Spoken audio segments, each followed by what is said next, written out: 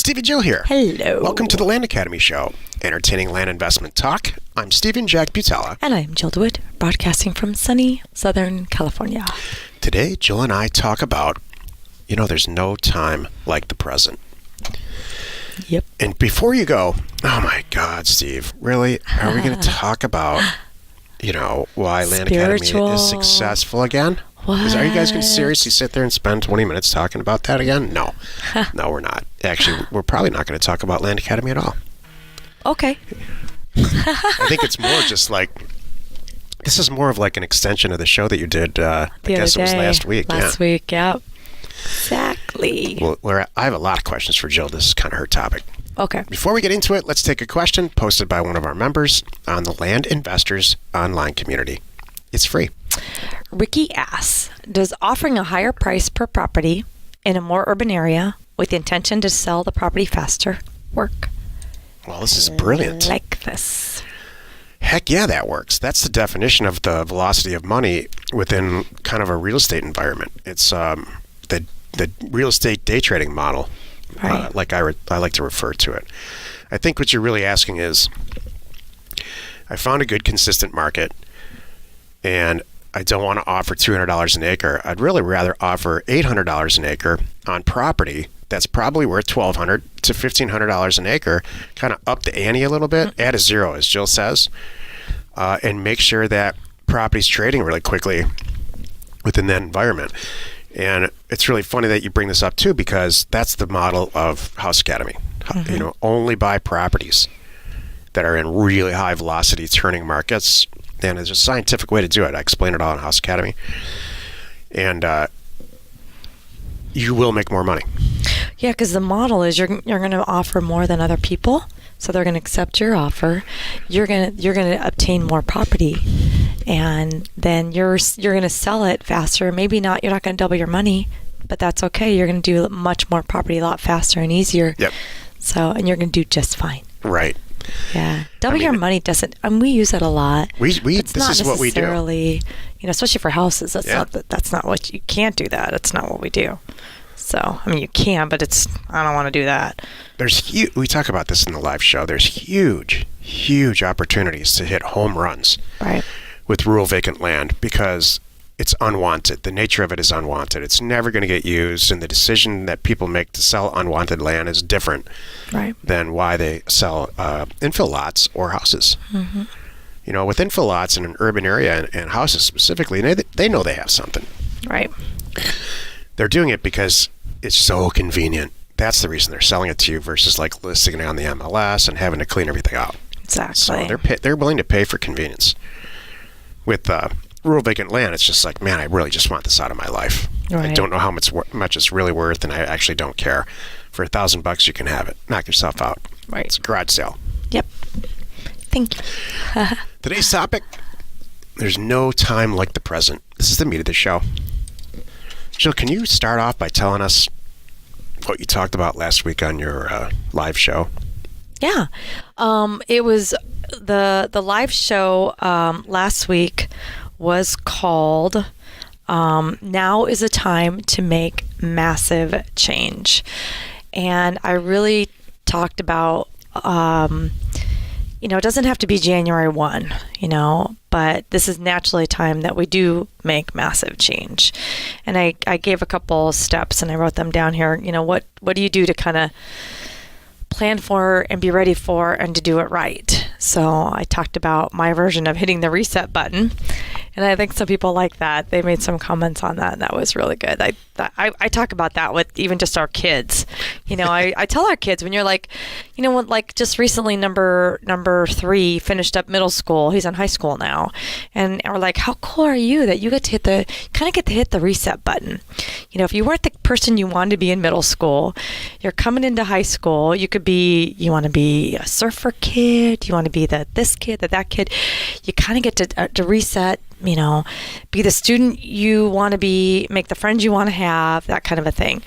And then as adults, we get to do that if you move to a new city, that's a good reset button. Changing jobs is a good reset button.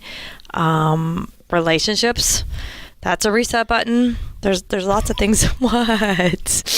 It's a nice way to say that. Yeah. Please don't go home and tell can you imagine? I'm hitting the reset button. You're out. I don't think there's anything wrong with that. Okay. Well, I wouldn't phrase it like that. Okay, yeah. And I wouldn't do it flippantly, but sometimes that needs to happen. But no, you're right. It's true.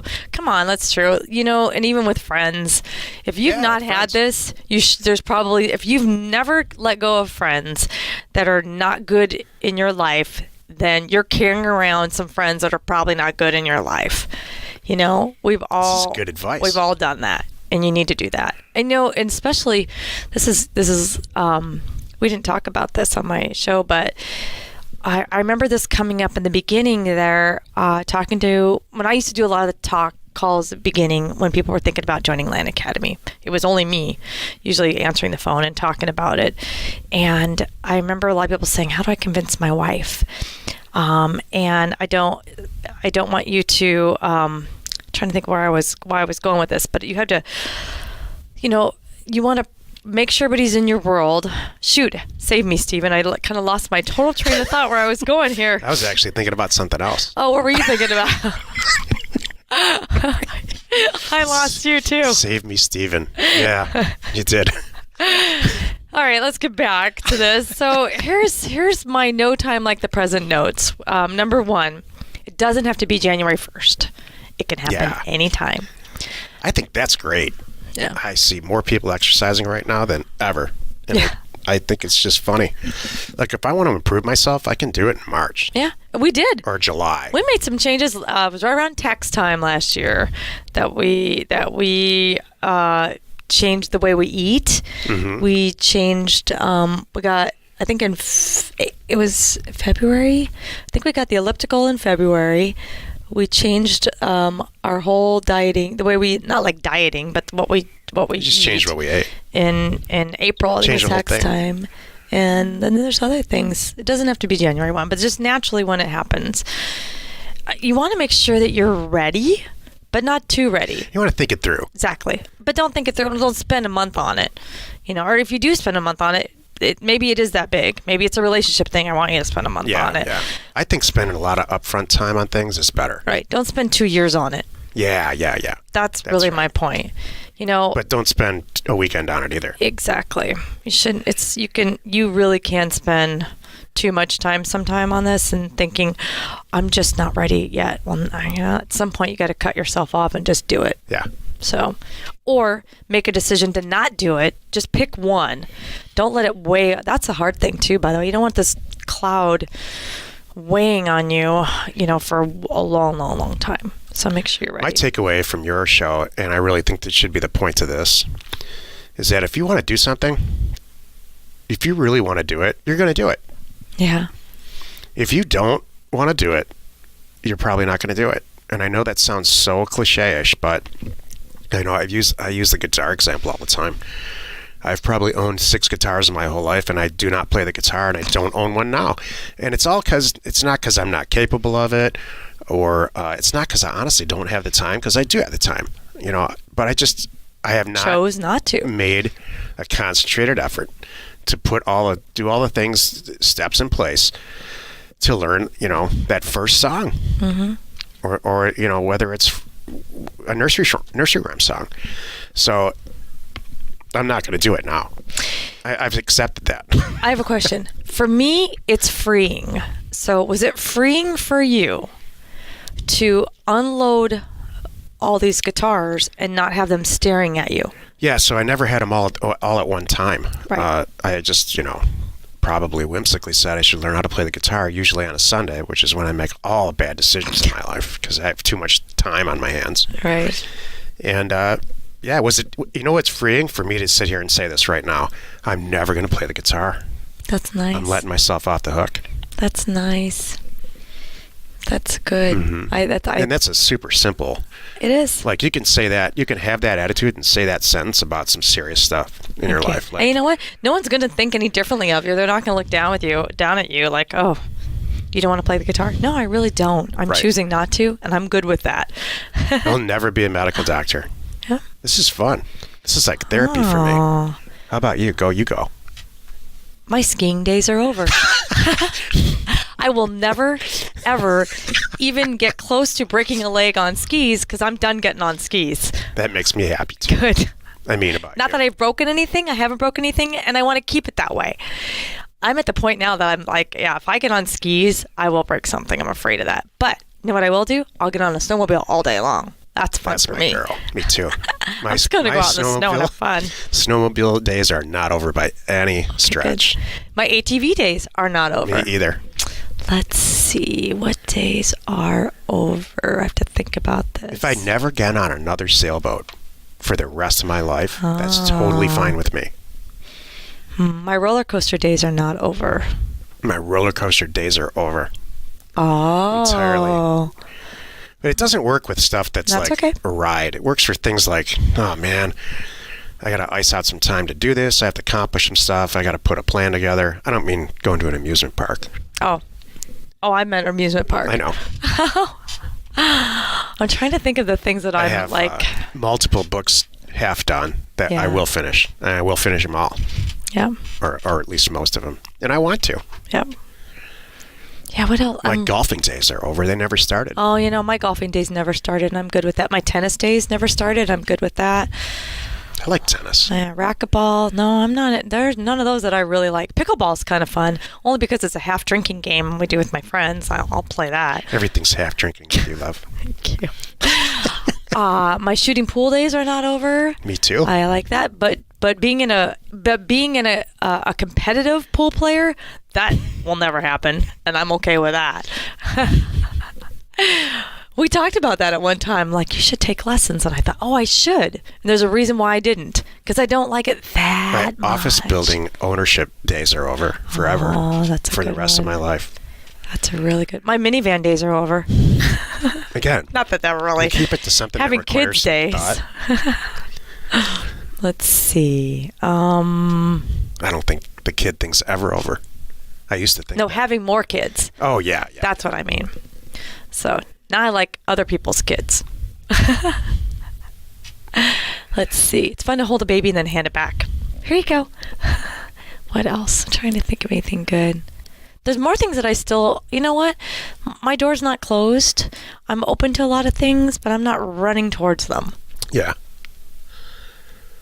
The things that I when you get to be a certain age, you understand what you're really capable of and what comes easy to you.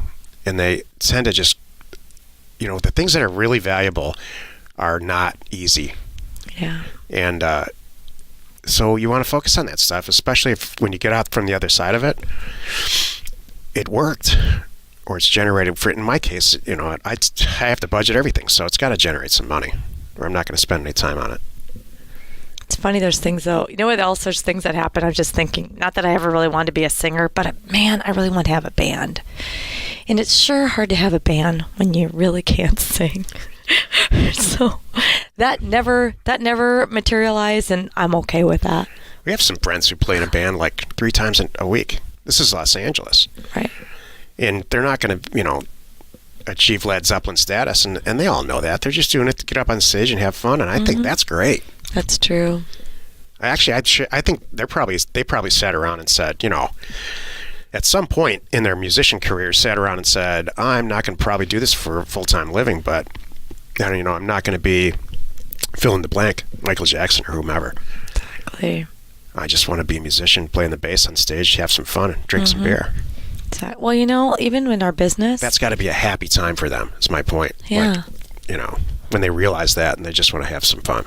Well, think about everything that we do right now. I'm not out there right now to be the number one in our industry, in anything that we do. That's not my goal anyway. So I kind of feel like that, and it's very freeing. I'm out here to help as many people as I can.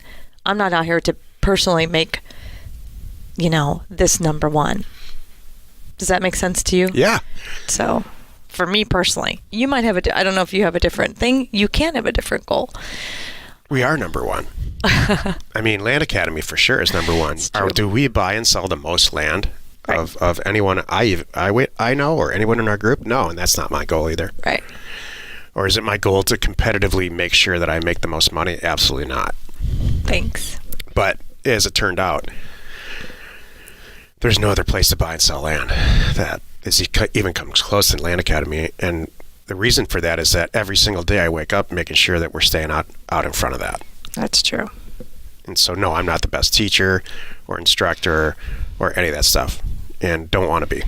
But I do want the people that choose to become part of this to have access to all the tools and all the stuff that I have access to, including education, Yeah. and have a fair chance at succeeding.